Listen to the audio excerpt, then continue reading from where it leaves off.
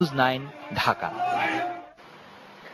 বাংলাদেশের ধারাবাহিক অর্থনৈতিক প্রবৃদ্ধির ক্ষেত্রে প্রবাসীদের অবদানের স্বীকৃতি দিতে এবং ব্যাংকিং চ্যানেলে অধিক বৈদেশিক মুদ্রা পাঠাতে উৎসাহিত করার উদ্দেশ্যে বাংলাদেশ ব্যাংক দ্বিতীয়বারের মতো Bangladesh bank remittance award 2014 award প্রদান করছে।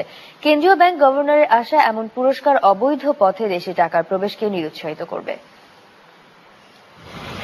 প্রবাসীদের কষ্টার্জিত অর্থে একদিকে যেমন তাদের পরিবারের আর্থিক সংগতি বাড়ছে, তেমনি দেশের আয় ব্যয়ের ভারসাম্য রক্ষায় রাখছে অবদান। কেন্দ্রীয় ব্যাংকের রেকর্ড পরিমাণ বৈদেশিক মুদ্রার $25.2 বিলিয়ন রিজার্ভের 60% প্রবাসীদের পাঠানো অর্থ বা রেমিটেন্স। জাতীয় অর্থনৈতিক প্রবৃদ্ধির ক্ষেত্রে প্রবাসীদের অবদানকে উৎসাহ দিতে গত বছর থেকে বাংলাদেশ ব্যাংক প্রথমবারের মতো চালু করে রেমিটেন্স অ্যাওয়ার্ড।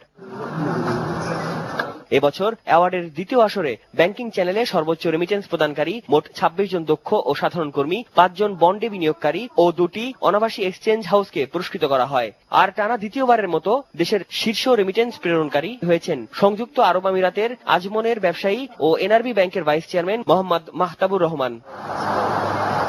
এমন স্বীকৃতিতে উচ্ছ্বসিত হলেও তার মতে এই রেমিটেন্স কাজে লাগাবার সুযোগ এখনো পাচ্ছেন না তারা। অনুরোধ করতে চাচ্ছি সরকারের কাছে যে আমরা প্রবাসী যারা আমরা এই দেশে ইনভেস্টমেন্ট করতে চাই, আমরা আমাদের জন্য যদি একটা ইপিজেড গঠন করা হয়, শুধুমাত্র এনআরবিরা এসে তাদের প্রোডাকশন বা তাদের ম্যানুফ্যাকচারগুলা এই দেশে করবে, করে দেশের বিভিন্ন দেশে রপ্তানি করবে। বিদেশে গমনে ইচ্ছুকদের সহজ শর্তে ঋণ দিতে ব্যাংকগুলোর প্রতি আহ্বান জানান বাংলাদেশ ব্যাংক গভর্নর। আমরা এশিয়ান ডেভেলপমেন্ট ব্যাংকের সহযোগিতায় সরকারের মাধ্যমে একটি প্রকল্প শুরু করতে যাচ্ছি।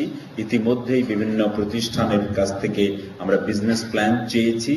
আমরা এই প্রতিষ্ঠানগুলোকে অর্থ দেব, তারা যাতে স্কিল ডেভেলপমেন্টে তারা প্রশিক্ষণ দিতে পারে। দক্ষ শ্রমিক তৈরিতে সরকারি ব্যাংক ব্যবস্থার মাধ্যমে সিএসআর চালুর পরিকল্পনার কথাও জানান কেন্দ্রীয় ব্যাংকের গভর্নর।